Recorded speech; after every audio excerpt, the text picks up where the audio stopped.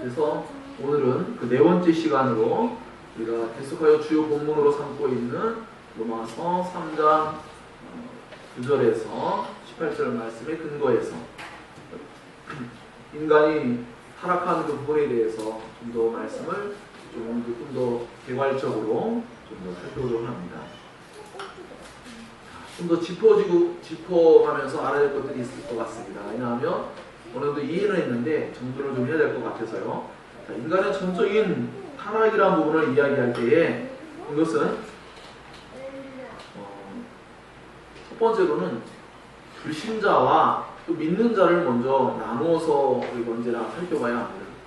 인간의 전적이란 타락이란 부분은 언제나 믿지 않는 자들에게 있어서는 절대적으로 그 근본적이고 또 그 안에서 본질적으로 타락된 부분을 이야기하는 것이지만 믿는 신자에게 이제 중생한 다음에는 죄의 영향을 받고 죄의 여러 가지 어떤 습관이라든지 그런 것들이 잔존해 있어요. 죄의 세력이라는 것이 잔존해 있지만 그러나 마음의 중심은 언제나 하나님을 온전히 향하는 그런 새로운 본성으로의 변화가 일어났기 때문에 이제 죄와의 싸움을 남겨둔, 즉 성화의 과정 가운데 있는 죄와의 싸움을 남겨둔 상태 속에서 계속 점진적으로 이제 성장하고 발전해 나가는 과정 속에서의 영적 싸움을 이제 말할 수 있습니다.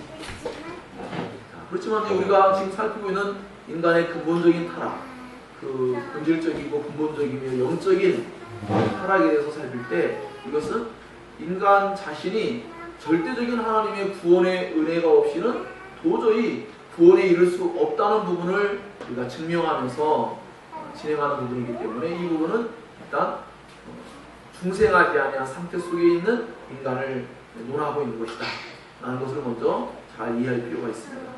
그래서 우리 믿는 자가 가지고 있는 그런 본성, 하나님으로 말미암아 새로워진 본성하고는 분명히 차이가 있다는 것을 여러분 꼭 기억하기 바랍니다.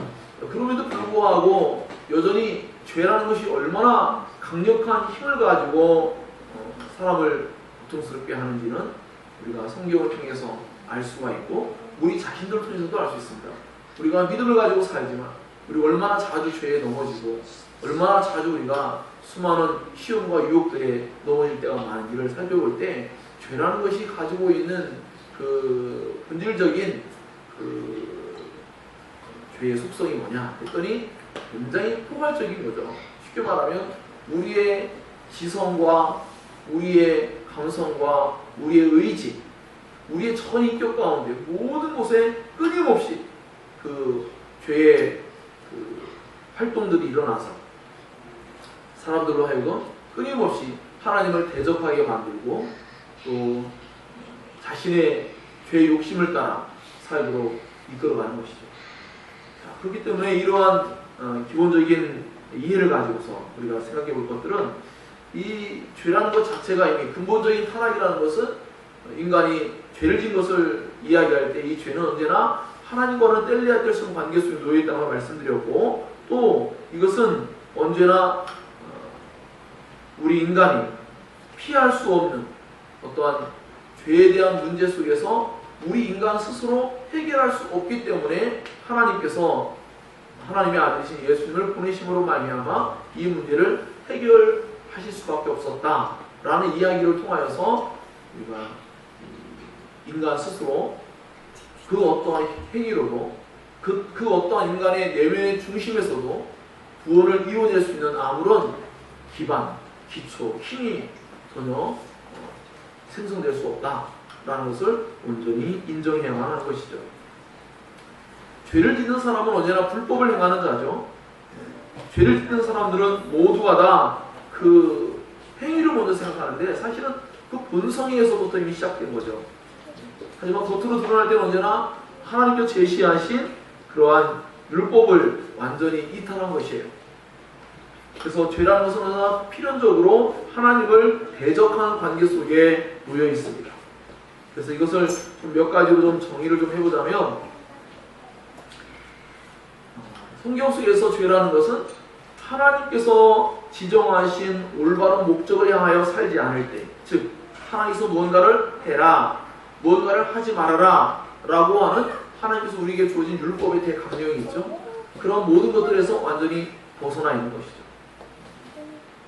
그래서 하나님의 영광을 위해서 살아가야 될 인간의 가장 근본적인 그 삶의 방향에서 이탈한 거예요. 두 번째로는 우리 안에 의의가 없다는 것을 또한 드러내주고 있습니다. 우리 안에는 의의가 없죠. 진정한 의미에서 우리는 하나님 앞에 올바를 수가 없어요. 우리는 모두가 다 쉽게 말씀드리면 하나의 원이 있다 치면 그 원을 완전히 구겨놓은 상태죠. 그 원은 원이지만 그 원이 구겨져 가지고 원의 그 모습을 완전히 상실해버린 그런 모습이에요. 그래서 그 하나님의 절대적인 은혜가 없이는 그 스스로는 절대로 다시금 과거의 깨끗한 원으로 돌아갈 수가 없겠죠. 그래서 이와 같이 우리 인간에게는 의라는 것, 올바른 것이 선되게 올바른 것이라는 게 없다라는 걸 말할 수 있습니다. 세 번째로는 하나님의 말씀의 계명을 다 벗어나 있는 것을 말하고 있습니다. 하나님의 기준에 도달하지 못하면 결국 구원이라는 건 이룰 수가 없어요. 이 세상의 법령이 아니라 하나님의 법령이죠. 하나님의 법령에 도달하지 못하면 모두가 다 결국은 구원에 이를 수가 없어요. 아무리 인간이 이 세상에서 지정한 방식을 따라 뭔가 선행을 나타내기도 하고 나름대로 여러 가지 인간성을 회복하려고 끊임없이 노력해서 많은 성과를 나름대로 이룰 수는 있지만 그 모든 것들이 언제나 구원과 연관될 때에는 하나님께서 제시하신 그 기준에 도달해야 되는데 그것은 바로 율법의 기준이죠. 그런데 그 율법의 기준에 인간이 도달할 수 있느냐? 성경은 불가능하다고 말합니다. 율법으로는 죄를 깨달음이라고 했죠. 하나님께서 우리에게 율법을 주셔서 그 율법을 통하여 우리에게 죄를 깨닫게 해서 하나님의 은혜의 절대적인 필요성을 깨닫게 해서 하나님께로 돌아오게 하고자 하는 하나의 그 율법조차도 그 순기능을 위해서 그것이 주어져 있는 것이죠. 네 번째로는 죄라는 것은 언제나 신실하고 올바른 길에서 완전히 이탈하는 것인데 이것은 하나님께서 명령하신 모든 것들을 실행할 수 있는 의지적 힘이 철저하게 부족하다는 것을 말해요. 우리가 아무리 원한다 해도 사실은 그것을 이뤄낼 수 있는 진정한 의미에서 의지의 변화가 주어지지 아니하면 우리는 하나님이 원하시는 뜻대로 살 수가 없습니다. 그래서 신학자들이 이야기한 바와 같이 하나님으로 말미암는 신적인 의지, 하나님에 의해서 우리의 의지 가운데 놀라운 은혜, 변화가 주어지지 않고는 우리는 진정한 의미에서 하나님께 나아가는 것이 아니라 하나님에게서 멀어지고 또 하나님의 뜻대로 살고 싶기를 원한다고 말을 할 수 있지만 이뤄낼 수 없는 그런 영적인 그 연약함을 철저히 경험할 수밖에 없는 것이죠. 또한 다섯째로는 하나님을 향한 믿음과 신뢰를 깨뜨리고 불순종하고 거역하는 것인데 이것은 하나님을 향한 대적 행위로 나타나요. 그래서 다른 식으로 표현하면 어떻다고 그랬죠? 아까 첫 번째 항목 속에 제가 말씀드린 바와 같이 하나님의 영광을 위해서 적극적이고 능동적으로 살지 않는 것을 말해요. 즉 어떤 부분은 해야 하죠. 어떤 부분은 하지 말아야 돼요.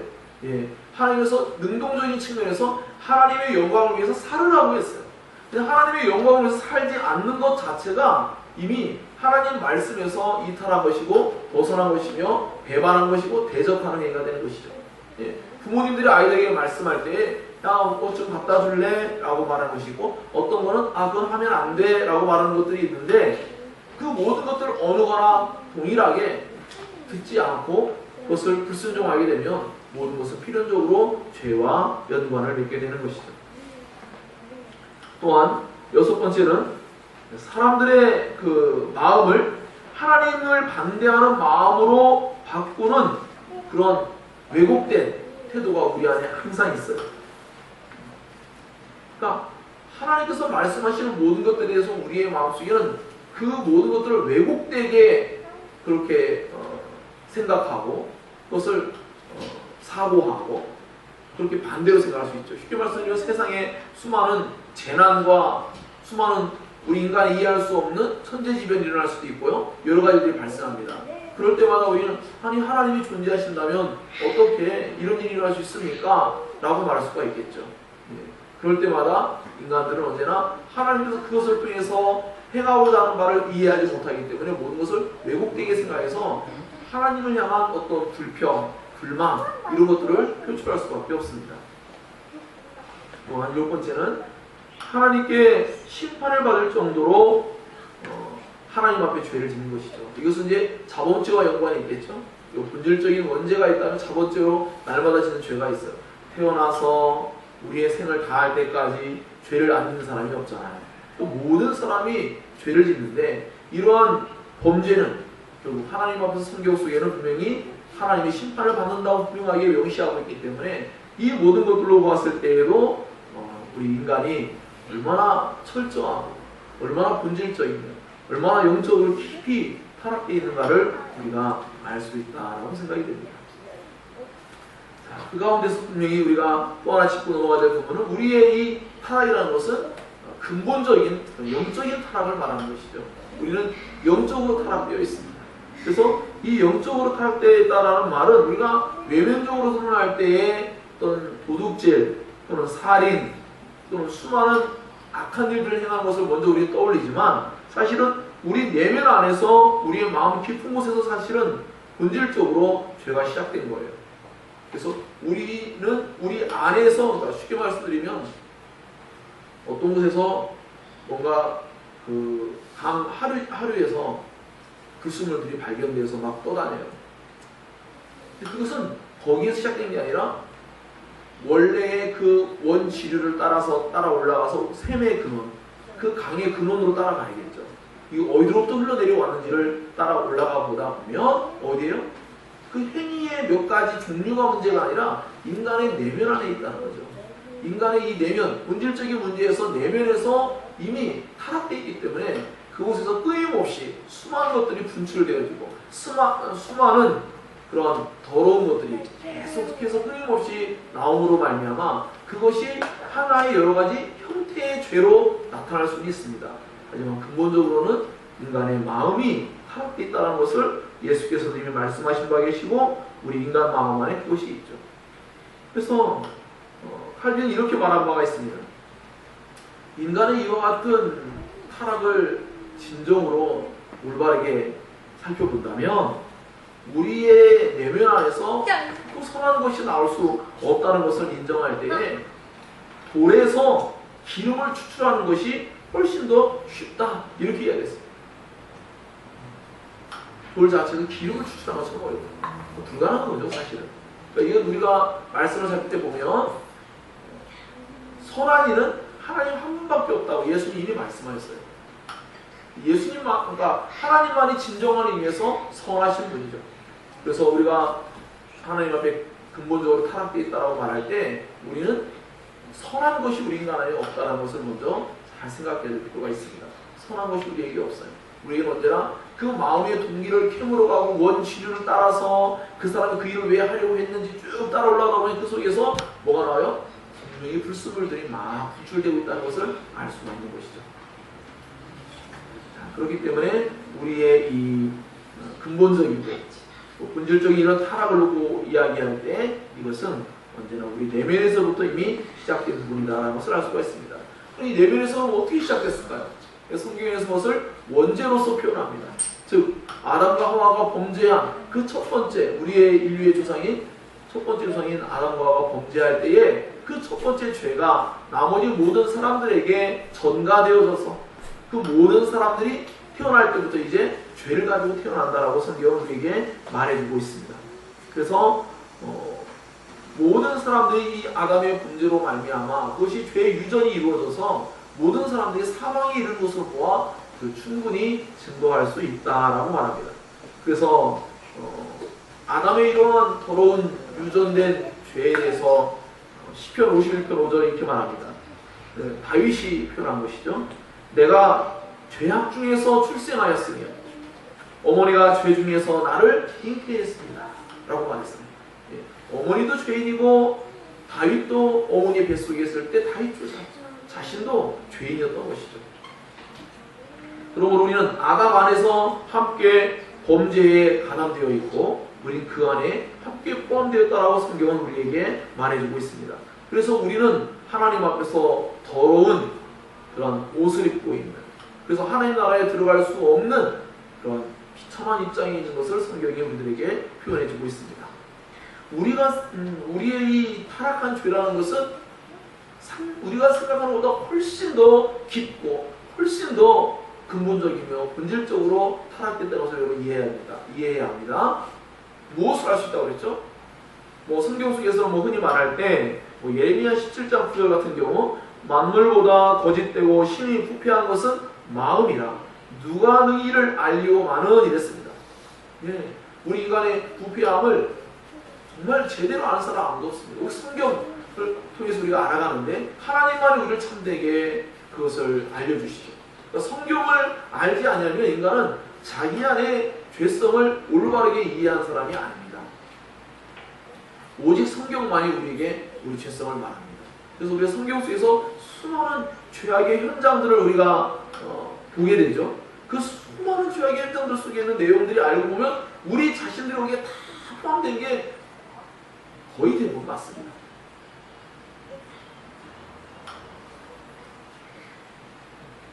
그래서 그러한 수많은 죄악들이 인간의 내면 안에서 그렇게 많은 악한 것들이 분출된다라고 볼 수 있습니다. 그리고 무엇보다도 제가 아주 결정적인 우리의 본질적인 죄에 대한 그 상상 이상의 무서운 면모를 무엇을 통해 말씀드렸습니까? 바로 예수 그리스도를 통해서 말씀드렸습니다. 즉 죄라는 것을 해결할 때에 우리 인간들에 의해서 해결할 수 있었더라면 하나님은 예수를 보내지 않으셨을 겁니다. 예수님이 와서 죽으셔야 할 만큼 죄라는 것이 심각한 문제였다는 것입니다. 이것 때문에 우리는 하나님 앞에 영원한 멸망 가운데 처할 수 있는 입장이었다는 거예요. 예수님 오지 않고는 인간이 처한 상황과 현실은 담담한 것이죠. 절대적으로 정말 하나님 앞에 저주받은 상황 속에 놓여 있는 것이죠. 그런데 예수님께서 오셨다는 자체는 우리에게 복음이지만 또 한편으로는 그 죄의 그 심각성이 얼마나 크고 엄청난 것인지를 우리에게 알려주는 결정적인 단서가 될 수도 있다라는 것을 제가 말씀드릴 바 있습니다. 자, 뿐만 아니라 이와 같이 우리 인간이 가지고 있는 이와 같은 타락함, 이것은 사도 바울이 말한 바와 같이 자신이 그렇게 예수 그리스도를 닮아가려고 애쓰는 가운데 있으면서도 여전히 내가 죄인 중에 괴수다라고 말했어요. 이건 사도 바울이 처음에 예수님을 만나고 부활하신 예수님을 만나고 변화된 상태가 아니라 사역을 하면서 거의 끝 무렵에 이르렀을 때 그가 고백하는 것들이, 왜 그렇게 고백한다고 그랬죠? 성경을 통해서 하나님을 알아가며 성령을 통하여 하나님을 알아갈 때 갈수록 자기 인간의 내면한 죄가 얼마나 엄청난 것인가를 더 많이 알아가는 거예요. 근데 그렇게 더 많이 인간의 내면한 죄를 알아갈 때마다 인간이 주눅들고 그것 때문에 정말 뭔가 움츠러들고 고통스러운 게 아니라 거기서 사도 바울은 이 죄인을 위하여 예수께서 구원하러 오셨다는 그 일로 말미암아 그는 큰 복음의 은혜를 누리게 되고 기뻐하며 자기의 죄인됨에 대하여 하나님 앞에서 정말 그 감사의 찬송을 돌려드리는 것을 보게 됩니다. 이런 일들을 보았을 때에 그리스도인들에게는 이와 같이 자신의 죄를 깨닫게 하시는 성령의 역사하심과 진리를 통해서 계속하여 죄에 대해서 찔림을 받고 하는 일들이 얼마나 복된 것인가를 다시금 깨달을 수 있게 되는 것이죠. 그러니까 앞으로도 우리는 아마도 주님께서 오시는 그때까지 아마 이 일을 계속 반복하게 될 겁니다. 그러나 이것은 결코 그리스도인들에게 지루하거나 정말 어떤 의미에서는 약간 또 그렇구나 라고 치부하면서 생각할 그런 것들이 아니라 그 죄에 대한 진면목을 계속 깨닫게 하심으로 말미암아 우리에게 더욱더 하나님의 은혜를 갈망하게 해주는 거죠. 그래서 오늘 우리가 오전 예배 때 하이델베르크 교리 문답 113문에서 115문까지 말씀을 다룰 때 하나님께서 우리에게 쉽게 오는 이유들에 대해서 말씀을 살피지 않았습니까? 우리가 절대적으로 이룰 수 없음에도 불구하고 주신 이유들은 하나님께서 정말 우리에게 더욱더 죄를 깨달아가는 중에서 하나님의 은혜를 더욱더 알아가고 더욱더 하나님의 은혜를 갈망하게 만들고 그리고 그 나라를 염원하게 만들고 하나님을 더욱더 바라볼 수 있게 하는 그러한 역할들을 하기 때문에 하나님께서 우리에게 일시적으로 이렇게 죄의 어떤 모든 부분들을 제거하지 아니하시고 일정 부분을 놓아두셨다라는 것을 우리가 함께 살핀 바가 있습니다. 자, 이래서 이런 죄로 말미암아서 아까 말씀드린 바와 같이 우리의 전인격 가운데 우리의 지성, 감성, 의지 모든 부분에서 끊임없이 그 죄로 말미암는 오염된 그런 악한 것들이 드러나고 있는데 이런 모든 것들로 놓고 보았을 때 한번 따져보세요. 여러분의 스스로를 따져볼 때 나의 이성, 내가 무언가를 사고하고 생각할 때 거기에 죄로부터 자유한 영역이 있나요? 없어요. 우리 감성을 믿을 만한가요? 우리 감정이라는 게 그렇게 믿을 만한 것인가요? 그렇지가 않아요. 우리의 감정이 얼마나 나쁜 것들로 정말 너무나 쉽게 이리저리 치우친 일을 우리는 스스로 얼마든지 인정할 수밖에 없는 입장에 놓일 겁니다. 그럼 우리의 의지는 어떨까요? 아까 말씀드린 바대로 우리의 의지라는 것이 자기가 원하는 대로 살아갈 수 있는 강력한 힘이 있느냐? 못해요. 그래서 세상에는 사람들이 의지의 어떤 사람들이라서 이렇게 사람들을 추앙하기도 하고 또 일정 부분 나름 일면 높은 수준에 도달한 사람들이 있기도 합니다. 하지만 우리는 언제나 말씀드리지만 성경의 기준을 통해서 그들의 의지를 시험하기 시작하면 여지없이 무너집니다. 여지없이 무너집니다. 세상의 복귀를 그럴싸하게 나름대로 일면 지켜나가는 사람들이 있지만 성경의 기준을 따라서 이제 그 성경대로 살아보라고 하면서 그 기준을 제시하기 시작하면 여지없이 무너집니다. 어떻게 해요? 원수를 사랑하라. 이 한 말씀에도 그냥 여지없이 무너져버립니다.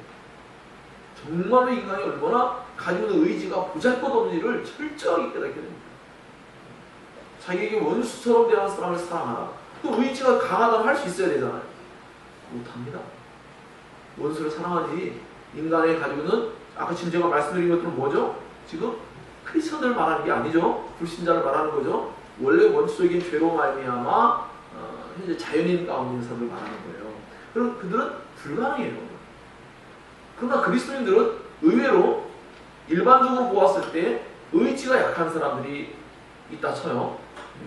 근데 그런 사람들이 이뤄낼 수 있어요. 왜 그러냐? 하나님께서 의지 가운데 신기하고 놀랍게 원수를 사랑할 수 있는 마음에 어떤 변화를 자꾸 주세요. 그래서 과거에는 할 수 없는 사람이었는데 원수에게 원수를 사랑으로 할 수 있는 어떤 행동들을 하기 시작합니다. 그리고 그 사람이 평상시에 가지고 있는 의지가 강해서 그러냐? 그게 아니라 하나님의 절대적인 은혜 속에서 본성이 변화됐고 날마다 하나님 말씀으로 깨우침을 받고 성령으로 말미암아 계속 감동과 강화를 받고 이런 가운데서 어떠한 일들을 진행할 수가 있게 되는 거죠. 그런 걸 놓고 보았을 때에도 인간이 가지고 있는 전적인 타락, 근본적인 타락이고 본질적이며 영적인 타락, 도덕적인 무능력이라는 것을 우리는 철저하게 이해할 수 있다라고 생각이 됩니다.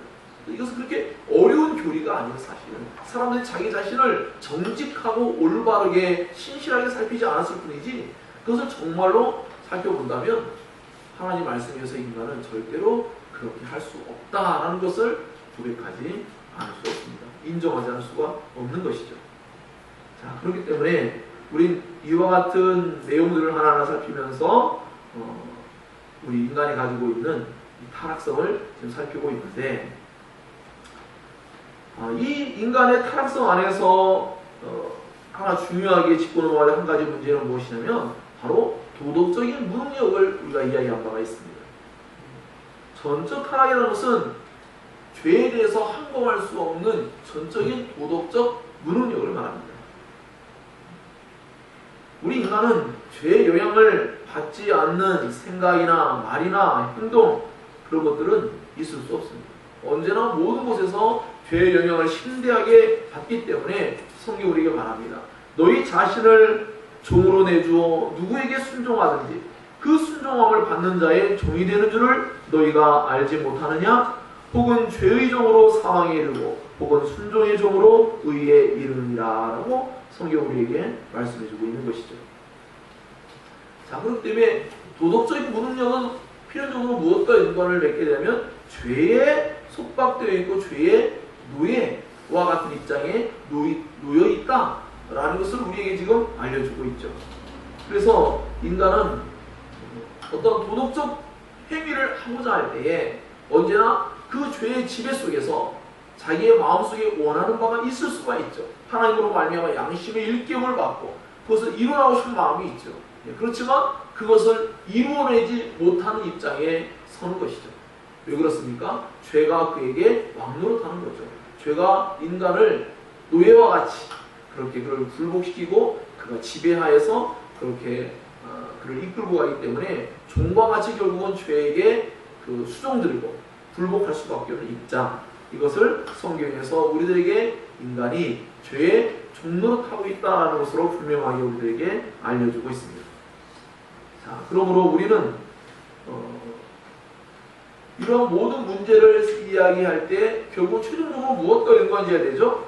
우리는 구원과 연관지어서 이것을 생각할 때에 더더군다나 그렇다는 거죠. 구원은 뭐와 연관이 있습니까?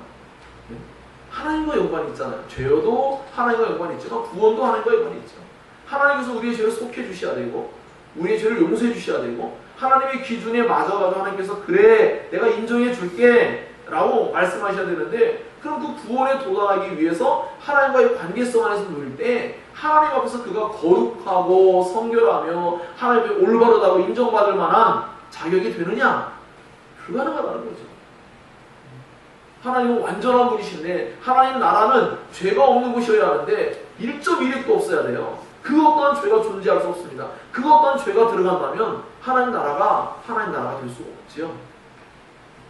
자, 그렇기 때문에 일생을 살아가면서 전인격적으로 우리의 생각으로나 감정으로나 의지적으로나 과연 죄를 짓지 않고 살 사람이 있을까요? 없단 말입니다. 그런 의미에서 놓고 봤을 때 우리 인간이 얼마나 하나님 앞에 참으로 비참한 입장 속에 놓여있는지를 우리는 진정으로 인정해야 합니다. 그것을 인정할 때에 우린 비로소 하나님의 은혜를 경험하게 되는 거죠. 이것을 인정하지 않기 때문에 하나님의 은혜를 경험하지 못하고 인간이 스스로 모든 것을 이뤄내야 되는 입장 속에 놓이죠. 그리고 실제로는 이뤄낼 수도 없어요. 이뤄내려고 노력을 기울일 수는 있지만 그러나 그것을 이뤄낼 수 있는 능력이 부족하다는 것, 이게 바로 도덕적 무능력 상태다라고 이렇게 말할 수가 있습니다. 그래서 이 세상에 있는 모든 사람들은 이미 태어날 때부터 본성상 죄의 노예로 죄의 지배하에서 죄의 종노릇하는 입장 속에 태어난다는 것을 우리가 인정해야 하는 것이죠. 죄가 우리에게 주인 노릇을 하고 우린 죄에게 종노릇하면서 그렇게 하나님을 대적하는 입장 속에 놓여서 절대로 구원에는 이룰 수 없는 입장에 놓인다는 것을 우리가 인정하면서 하나님 앞에서 우리의 죄의 문제를 해결하신 예수 그리스도의 십자가의 대속의 은혜가 얼마나 크고 놀라운 것인가를 다시금 생각할 수 있게 되는 것입니다. 그렇다. 이것이 나중에 이제 우리가 칼빈주의 5대 교리 가운데 있는 모든 교리와 다 맞물려 있어요. 하나님께서 우리를 절대적인 주권적 구원의 은혜로서 우리를 이끌 수밖에 없는 이유는 우리 인간이 그 어떤 것도 하나님의 기준에 하나님 원하시는 바에 아무것도 합당하게 부응할 수도 없고 그 기준에 도달할 수도 없고 그 자격을 아무것도 가지고 있지 않아요. 그래서 이 칼빈주의 5대 교리 속에 있는 모든 내용은 하나님의 전적인 구원의 교리요 은혜의 교리다 라고 말할 수가 있습니다. 그리고 이것은 칼빈이 만들어낸 것이 아니고 성경에서 말한 바입니다. 성경에서 말한 바를 칼빈이 잘 드러냈고 이것을 따르는 사람들이 우리 개혁파 목회자들, 개혁파 신도들이 결국 이것을 지금까지 하나님의 성경 말씀을 통해서 신실하고 진지하며 겸손하게 이것을 따르는 가운데서 하나님의 주권을 온전히 인정하는 가운데서 하나님의 영광을 드러내고 그 복음의 진정한 가치와 영광과 은혜됨을 드러내므로 인하여서 하나님 앞에서 우리가 참된 구원의 기쁨을 누리며 살아갈 수가 있는 것이죠. 자, 이 세상을 놓고 보았을 때에도 우리는 세상이 우리에게 답을 주지 않습니까? 이 세상에 일어나는 수많은 날마다 우리에게 전달되어져 오는 수많은 사건 사고들을 보세요. 어떻습니까? 너무나 비참하지 않습니까?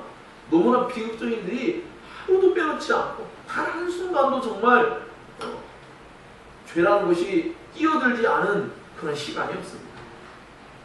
우리 인간의 일생을 놓고도 그러할텐데 이 세계의 모든 사람들이 짓고 있는 죄를 정말 따지고 본다면 어마어마합니다. 정말 아닌 말로 지금 이 순간에도 어느 곳에는 전쟁이 벌어지고 있고 학대가 일어나고 있고 사람을 죽이고 있고 돈을 빼앗고 있고 수많은 속임이 있고 수많은 악한 일들이 얼마나 많은지 이루 말할 수가 없습니다. 그러므로 인간의 내면에 있는 죄로 말미암은 그 타락성이 얼마나 정말 포괄적이고 근본적이고 또한 이것이 얼마나 전체 속에서 드러나고 있는지를 우리에게 이 사회도 우리에게 알려주고 있습니다. 자, 이러한 하나님 앞에서의 죄가 문제가 되는 것은 뭡니까? 그리고 하나님 앞에 구원에 이를 수 없음이 가장 큰 문제가 아니겠습니까? 하나님 앞에 절대적인 구원을 얻을 수 없는, 하나님 앞에 오로지 남겨진 것은 심판 외에는 아무것도 없는 상황에 놓인 것, 이것이 바로 죄가 우리에게 일깨워주고 있는 아주 중요한 그러한 내용이라고 할 수 있습니다. 죄는 결단코 우리에게 우리가 살아가는 매 순간순간마다 우리가 호흡하는 모든 순간순간마다 결코 하나님을 기쁘시게 하기보다는 자기를 기쁘게 하며 자기 자신을 높이려는 그런 생각으로 가득 차서 결국 보좌에 계신 하나님을 끌어내리고 거기에 사람 자신이 위에 올라서려는 그러한 시도가 끊임없이 이루어집니다.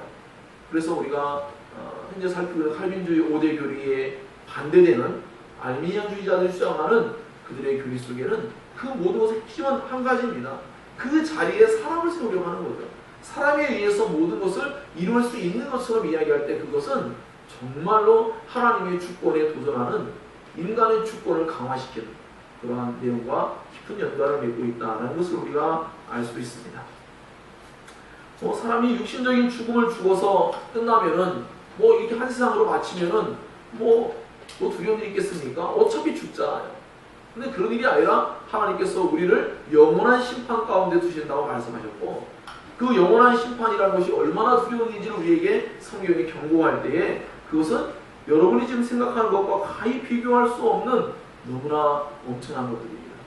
그것은 우리에게 영원히 죽지 아니한 상태에서, 즉 부활해서 죽지 아니할 몸을 얻었는데 그 상태에서 마치 계속 불 가운데서 고통을 당한 것과 같이 그런 어마어마한 형벌을 받을 것을 성경이 우리에게 경고해주고 있습니다. 정말 그것이 우리 인간의 이해로 다 이해할 수는 없어요. 하나님께서 우리가 이해할 수 있을 만큼, 우리가 상상할 수 있을 만큼 주었던 거죠. 이런 이야기조차도 사실은 엄청난 것인데, 그래서 어떤 사람들은 하나님이 사랑이신데 어떻게 이런 심판을 행할 수가 있겠냐고 말하지만 그렇지 않습니다. 하나님은 분명히 공의를 가지고 계시기 때문에 이를 반드시 시행함을 통하여서 하나님의 나라를 분명히 이루어 가십니다.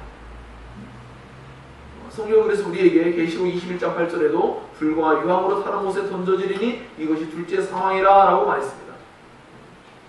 이미 하나님의 임재 가운데 나타나는 꺼지지 않는 불, 그것을 보아서도 사람이 불 가운데 있는데 타지는 않아요.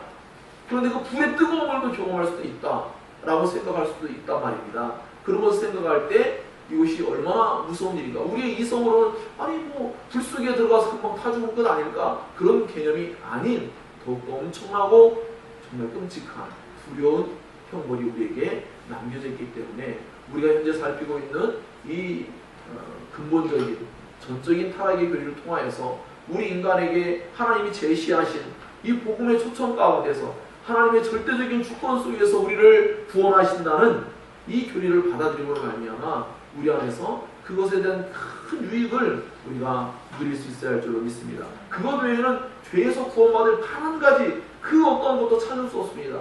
제가 누차 말씀드리지만 단 한 가지라도 방법이라도 정말 있었더라면 하나님 자신이 이 땅에 오셔서 우리 인간의 죄를 대신할 이유가 없었단 말입니다. 절대로 불가능하기 때문에 하나님께서 인간으로서 이 땅에 오셔서 친히 자신이 죽음으로써 우리의 구원을 이루셨단 말입니다. 그래서 사랑하는 여러분, 우리 모두는 이와 같이 인간의 전적인 타락이라는 부분을 함께 살피면서 하나님의 절대적인 구원의 은혜를 또한 이것이 표현해주고 있다는 것도 알아가는 거죠. 즉 우리 인간이 절대적으로 구원을 얻으면 아무런 자기 없음을 철저히 깨달아가면 깨달아갈수록 하나님의 은혜는 더욱더 확연하게 드러나는 것이죠. 그것을 통하여서 우리는 하나님의 은혜를 더 많이 경험하고 그것을 통하여서 더욱더 우리의 구원에 대한 값어치를 깨닫고 하나님께 감사와 영광과 찬송을 돌려드리는 그러한 삶을 살 수 있는 것이죠. 자, 이제 더 다룰 내용들이 참 너무나 많이 있지만 우리가 앞으로 계속하여서 이제 살필 성경의 수많은 곳에서 이 문제는 끊임없이 나타나고 드러납니다. 다만 이것에 대한 아주 기초적이고 근본적인 교회의 그 틀을 세워야 하기 때문에 우리가 지금 이런 문제들을 살피고 있는데요. 이제 임시적으로 다음 주에 이제 전체를 총괄적에서 조금 더 다루지 않았던 몇몇 부분들이 좀 더 있거든요. 그런 부분들을 좀 더 다루고 다음 주에 마지막으로 전적 타락론을 마치고 그 다음에 다음 교리를 배우는 회사를 갖도록 하겠습니다. 이런 부분들을 우리가 하나하나 더욱더 성경을 통해서 하나하나 더 깊이 알아갈 때마다 여러분 안에 하나님의 그 주권으로 말미암아 우리에게 주어지는 구원의 은혜라는 것이 얼마나 견고한 것인가를 우리가 이해하기 바랍니다. 우리 인간에게 만약 이것이 주어졌다고 정말 인간에게 주권을 내어줬어요. 어떻게 될까요? 어떻게 될 것 같습니까? 이룰 수 없는 것이 돼요. 불가능한 것이 되고 하나님 만약에 너희가 한번 스스로 믿고 구원을 이루어봐라 라고 한다면 단 한 사람도 거기에 도달할 자가 없습니다. 그러나 하나님은 우리에게 그렇게 하지 아니하시고 우리가 할 수 없기에 하나님이 스스로 우리 이제 우리나 상전사님이나 또 몇몇 분들 배우겠지만 언약의 하나님께서 자신이 친히 우리가 할 수 없기에 친히 스스로 그 언약의 모든 것을 짊어지고 친히 자신의 이름을 걸고 자기 자신이 신실하게 이것을 이루려고 하신다는 것을 이미 구약부터 계속하여 언약 속에서 말씀해 오시고 예수 그리스도로 말미암아 그 새 언약 가운데 완전하게 확증해 주셨어요. 그래서 이것은 하나님의 절대적인 주권적 구원의 은혜라는 것을 우리가 인정하지 않을 수 없는, 또 그것 때문에 하나님의 이와 같은 전적인 언약 속에서 언약을 신실하게 이루어 가시는 하나님을 우리가 찬양할 때에 우리의 구원에 확증을 얻을 수가 있는 거죠. 우리의 구원이 절대로 잃어버리지 않을 것이라는 것을 나중에 성도의 견인교리 가운데도 알겠지만 이미 전적인 타락교리는 이미 들어있어요. 그분의 주권적으로 그분이 하신다는 것 때문에 이것은 결코 잃어버려질 수 없는 것이라는 소리가 알게 될 것입니다. 그리고 이제 다음 주부터 이제 선택교리, 예정교리를 다루게 될 때 하나님이 이미 그렇게 결정하셨기 때문에 그것을 절대로 또한 잃어버릴 수 없는 문제이고 그것이 하나님의 영원하신 작전 가운데 있다는 것을 우리가 함께 배워가면서 우리의 구원이 더욱더 견고한 가운데 하나님을 진정으로 기뻐할 수 있는 우리의 모든 신앙의 기초가 되기를 주의 이름으로 축원합니다. 기도하겠습니다.